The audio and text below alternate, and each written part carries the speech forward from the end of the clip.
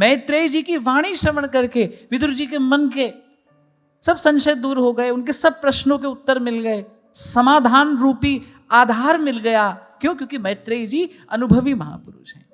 विदुर जी ने कहा आपकी बात सुनकर इतना तो हमको समझ में आ गया कि भाई ये जो सब दिखाई दे रहा है ना, ये सपने के जैसा है। सपना होता भी है और सपना नहीं भी होता। स्वप्न का प्रभाव थोड़ी देर तो रहता है। अभी उस दिन हम चर्चा कर रहे थे ना, शुभ स्वप्न हो तो भी थोड़ी देर उसका प्रभाव रहता है, अशुभ स्वप्न हो तो भी थोड़ी देर उसका प्रभाव रहता है। स्वप्न का प्रभाव तो रहता है। आप देखो संसार में घटने वाली प्रत्येक घटना क्या सपने की जैसे नहीं है। आपके जीवन में कल जो घटा, आज आप उसका विचार करो तो वो सपना ही नहीं था, वो सपने के जैसा ही तो था। वो भला था, बुरा था, शुभ था, अशुभ था, वो जो भी था, लेकिन स्वप्न के ही जैसा तो था। आज है कुछ हाथ में, आज कुछ नहीं है। और देखो कितनी ये जीवन की विडंबना है। इसी को अज्ञान कहते हैं कि मनुष्य अपना वर्तमान खोता है किसमें? या तो भूतकाल के शोक में या भविष्य की चिंता में। ऐसा माया मोहित करती है जीव को कि जिस क्षण में भजन करके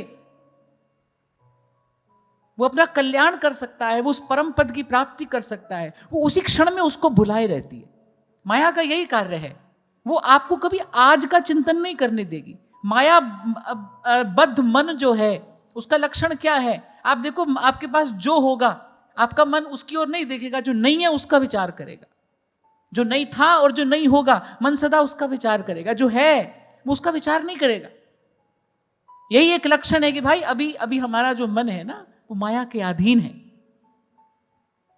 और वहां दूसरी ओर गुरु की कृपा से जिसका मन माया से मुक्त हो गया है, वो कहता है फिकर करे सो बावरा, जिकर करे सो साध, उठ फरीदा जिकर कर फिकर करेगा। फिर भाई इस सारे झगड़े झंझट से मुक्ति का उपाय एक है।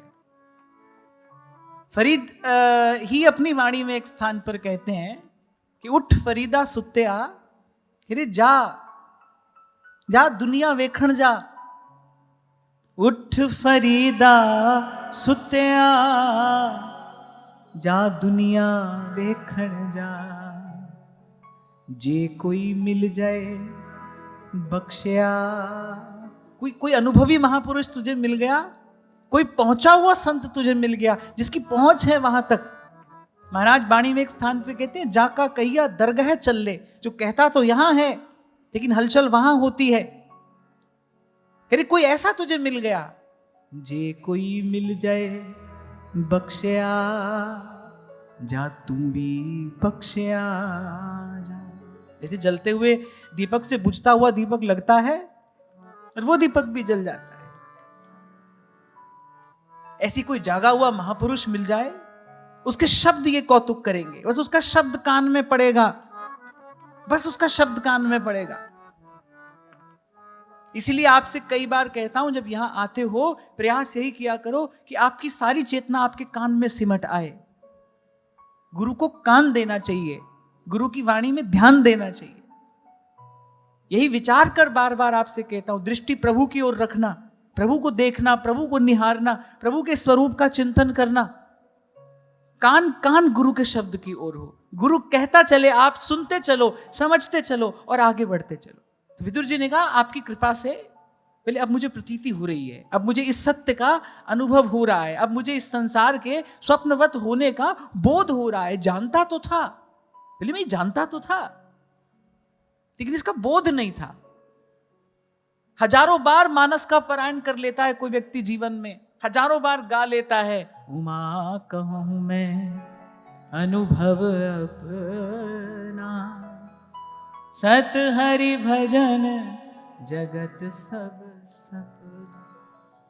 देखने में तो ये आता है भाई बड़े बड़े ग्रंथ व्यक्ति को कंठस्थ हो जाते हैं, पर मुझे लगता है इन महापुरुषों की वाणी का तो ये सामर्थ्य है, कोई छोटी सी बात आपके जीवन में आ जाए, छोटी सी बात कोई आपके जीवन में आ जाए, अरे जन्म जन्म का अंधकार दूर करने में समर्थ है इन महापुरुषों के शब्द, इनकी वाणी। छोटी सी बात।